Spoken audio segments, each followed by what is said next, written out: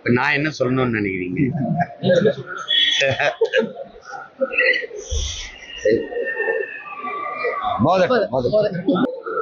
நாங்கள் ஆட்சிக்கு வந்தால் இந்த நாடு எப்படி இருக்குன்னு சொல்லலாம்.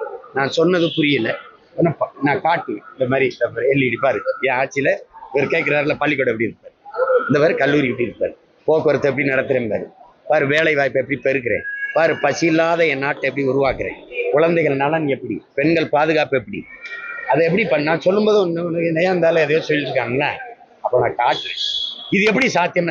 இந்த நாட்டில் இருக்கு பாரு, இது மாதிரி இங்க இருக்கு பாரு.